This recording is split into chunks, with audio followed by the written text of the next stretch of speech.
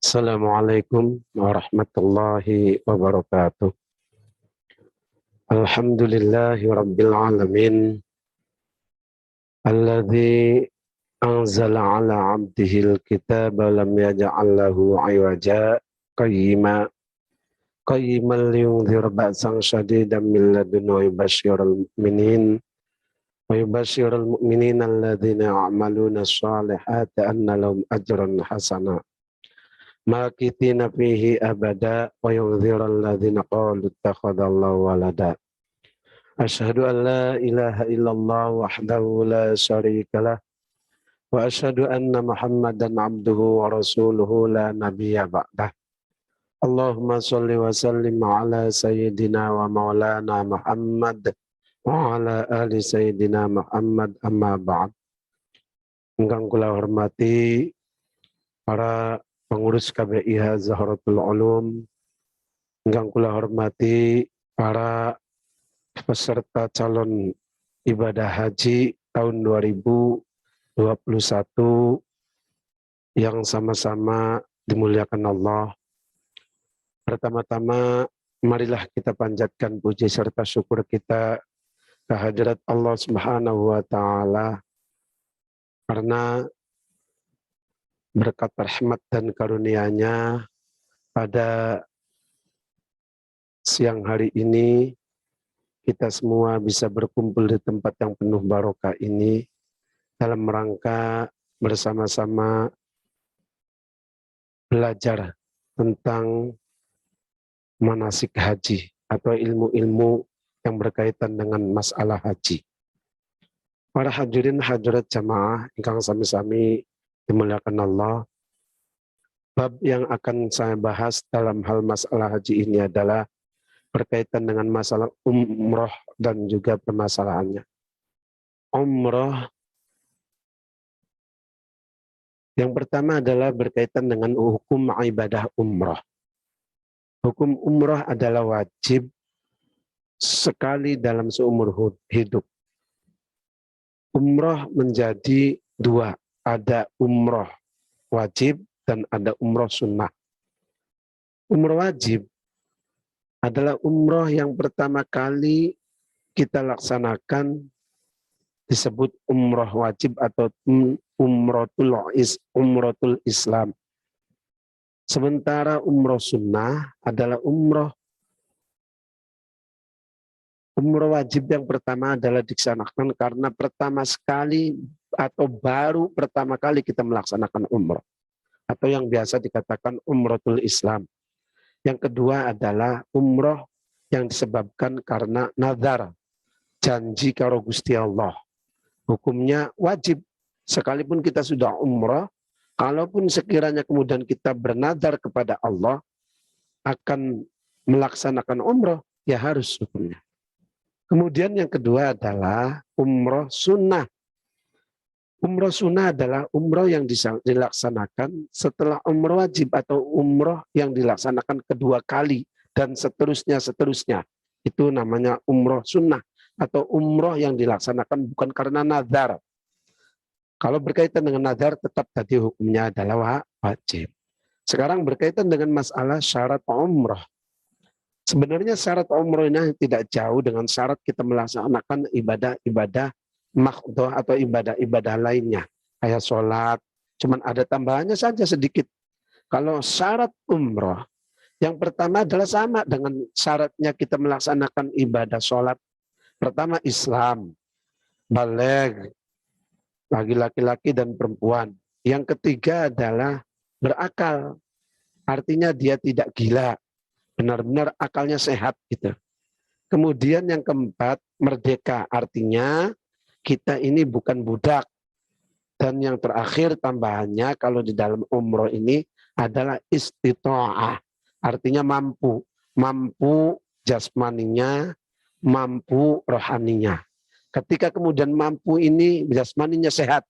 Akan tetapi ketika rohaninya tidak sehat, ya tidak wajib. Atau mampu dalam artian yang kedua adalah ada ongkosnya. Bayarnya ini ada. Dan yang kedua adalah mampu jasmani dan mampu rohani. Mampu jasmani harus fisiknya sehat. Ketika rohaninya sehat, jasmaninya tidak sehat, ya tidak wajib. Begitu juga sebaliknya, ketika jasmaninya sehat, akan tetapi kemudian rohaninya tidak sehat, ya tidak wajib juga. Artinya mampu keterangan di sini adalah dalam masalah umroh, istitoah di sini adalah mampu karena materi, ada duit kanggo bayare. Kemudian yang kedua mampu jasmaninya dan mampu rohaninya. Salah satu di antara jasmani ini kemudian jasmaninya sehat, ketika kemudian rohaninya tidak sehat, ya tidak wajib. Sama juga sebaliknya, ketika kemudian rohaninya sehat, jasmaninya tidak sehat, ataupun sebaliknya jasmaninya sehat, rohaninya tidak sehat, ya tidak wajib. Artinya kedua-duanya harus sehat. Apabila tidak dipenuhi syarat-syarat tersebut, maka gugurlah kewajiban umroh kita ini. Sekarang selanjutnya berkaitan dengan masalah wajib umroh. Nah, kalau di sholat itu ada rukun, ada sunnah. Kalau di haji atau di umroh ini ada wajib umroh, ada rukun umroh. Sekarang wajib umroh. Wajib umroh itu yang pertama adalah niat umroh kita dari mikot. Mikot ini kalau bahasa Jawa batasan. Dan mikot ini sebenarnya ada yang menerangkan lagi instruktur itu. Yang mikot ini sekedar tambahan adalah batasan, ada dua. Ada mikot yang sifatnya zamani, ada mikot makani. Mikot zamani, haji ini dimulai dari 1 Syawal sampai 10 Zulhijjah. Kalau kemudian mikot makani, ini adalah tempat mulai kita umroh atau tempat kita mulai haji, itu namanya mikot makani. Biasanya di umroh ini kita ambil biasanya bagi yang hajinya tamattu, umrohnya diawalkan, kesepakatan orang-orang Indonesia yang zona 2 ini diambil adalah dari King Abdul Aziz. Itu ataupun sebelumnya di Jakarta juga boleh. Akan tetapi umumnya di King Abdul Aziz baru diniatkan labbaik Allahumma umrotan biasanya. Kalau toh kemudian mikot yang makani yang lainnya, ada Tan'im, ada Ji'rona nanti di sana. Tan'im biasanya dari Mekah 5 rial lah. Sana itu dimulai dari situ labbaik Allahumma umrotan. Dan yang kedua adalah wajib umroh ini menghindari semua hal-hal yang dilarang dalam haji. Yaitu larangan ketika dalam keadaan ihram. Nanti ya dijelaskan oleh yang lainnya berkaitan dengan muharramatul hajj atau hal-hal yang dilarang dalam haji. Apabila wajib umroh ini tidak dilaksanakan, maka umrohnya tetap sah, akan tetapi harus bayar dam, namanya dam isaah itu. Sekarang larangan di waktu ihram, hal-hal yang wajib untuk kita tidak laksanakan. Ketika nanti kita laksanakan ini hal-hal yang wajib dalam umroh. Atau nanti haji juga sama seperti ini. Nanti kalau kita melaksanakan sengaja ataupun tidak sengaja, maka hukum umrohnya itu sah, akan tetapi harus bayar dam. Untuk laki-laki, larangannya memakai pakaian yang berjahit. Artinya tidak boleh kita makan seperti baju seperti ini nggak boleh yang berjahit seperti ini. Yang kedua, memakai alas kaki yang menutup sampai mata kaki, atau pakai sepatu tapi sepatunya sampai menutupi mata kaki, itu tidak boleh. Kemudian yang ketiga, sengaja menutup kepala kita sampai menyentuh rambut kecuali dalam kondisi darurat. Dalam kondisi yang normal itu tidak boleh pakai kopiah, pakai apa itu sapu tangan ditutupin di kepala, itu nggak boleh ketika kita lagi berikhram gitu. Kemudian untuk wanita menutup telapak tangan ini. Kemudian menutup muka atau pakai cadar. Itu apalagi sekarang lagi corona, umum sudah yang mana pakai cadar sebagian dari muka kita. Sekarang larangan di waktu ihram lanjutannya untuk pria dan wanita. Untuk pria dan wanita dilarang memakai wangi-wangian kecuali yang sudah kita pakai ini sebelum kita berniat ihram. Sebelum kita mengatakan, sekalipun sudah pakai pakaian ihram tapi belum niat, itu boleh kita pakai wangi-wangian. Contohnya kita yang biasa pakai MBK di keteknya, pakai MBK nggak apa-apa, tapi sebelum niat ihram.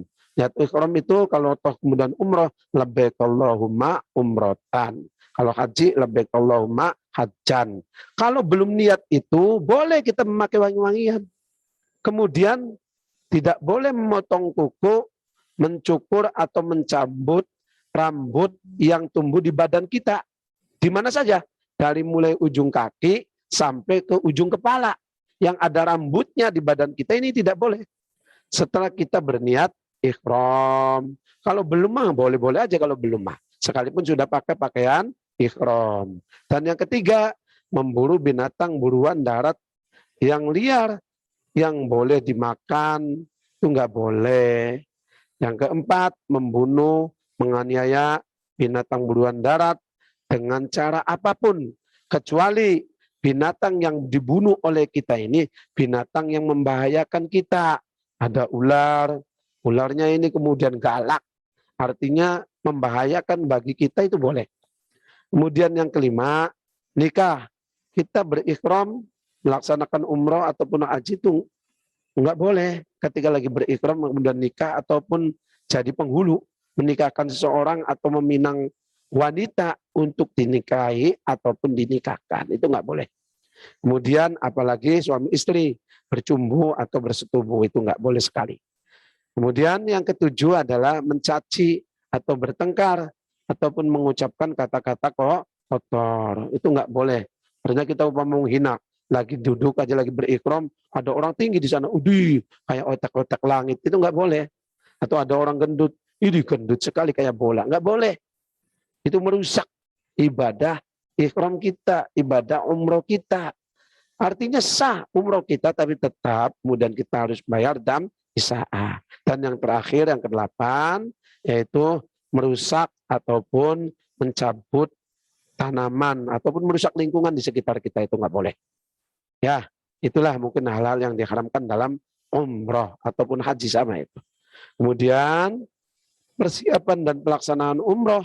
Persiapan umroh pertama, sebelum kita berniat umroh kan biasanya datang di King Abdul Aziz. Ini bagi zona 2. Kita ini semuanya adalah zona 2. Yang datangnya kedua, yaitu kalau yang pertama itu di Madinah, kalau yang kedua itu biasanya di King Abdul Aziz. Di sana sebelum kita berniat ihram, berniat umroh, bagi yang tamattu, bagi yang berarti kan umroh dulu. Kalau toh yang ifrad itu tamatnya terakhir, biasanya ngambil di Tan'im ataupun di Ji'rana. Sekarang persiapan umroh, kita datang di Bandara King Abdul Aziz.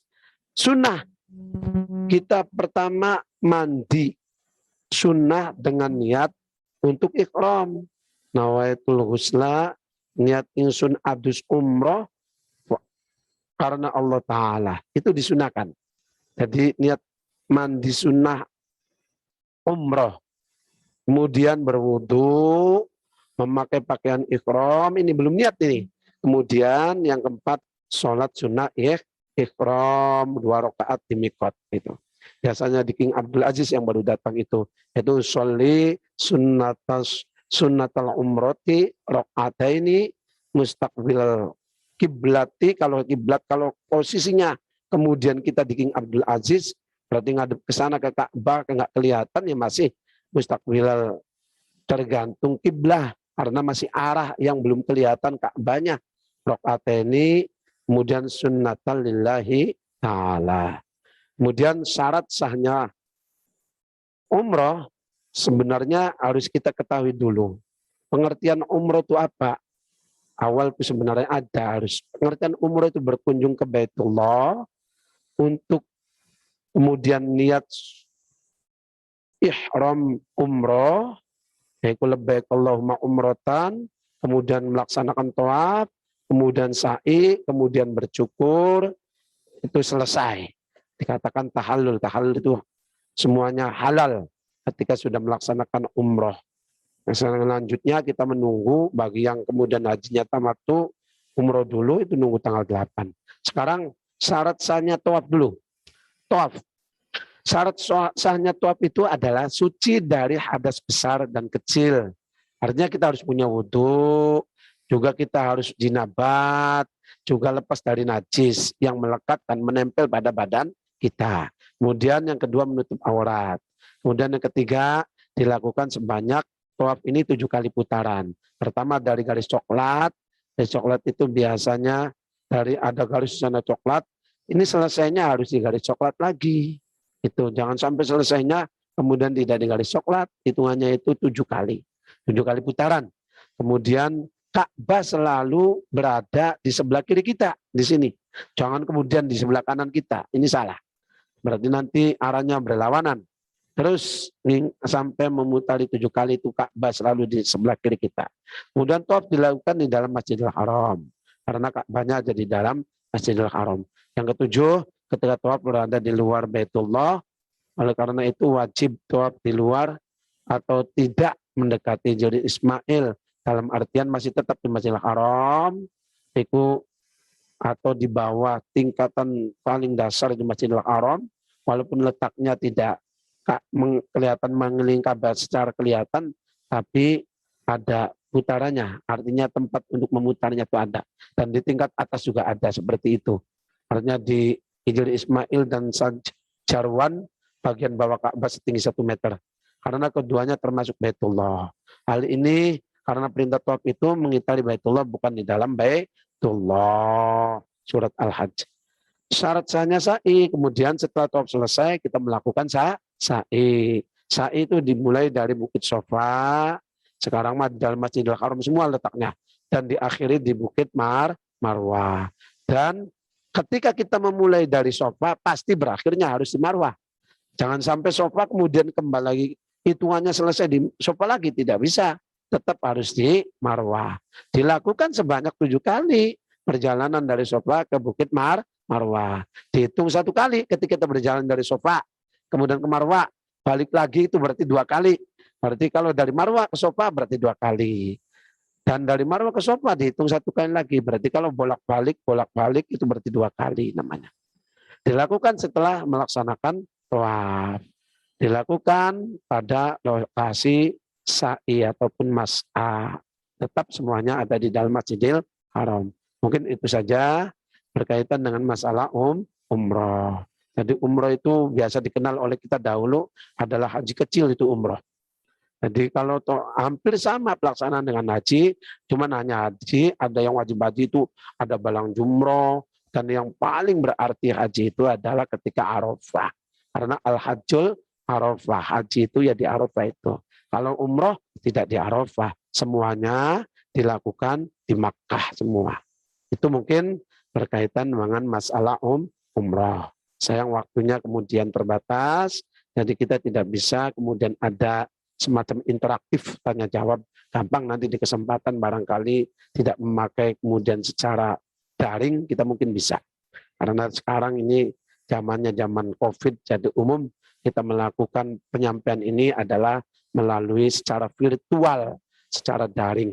Mudah-mudahan ini manfaat, kurang lebihnya gampang, barangkali ada hal-hal yang kiranya dipertanyakan, gampang nanti di kesempatan yang akan datang, ketika kita kemudian mudah-mudahan kita berharap dan berdoa, COVID-19 ini benar-benar hilang dan lenyap dari muka bumi Indonesia tercinta ini. Amin. Allahumma amin. Wallahul muwaffiq ila aqwamit thoriq. Wassalamualaikum warahmatullahi wabarakatuh.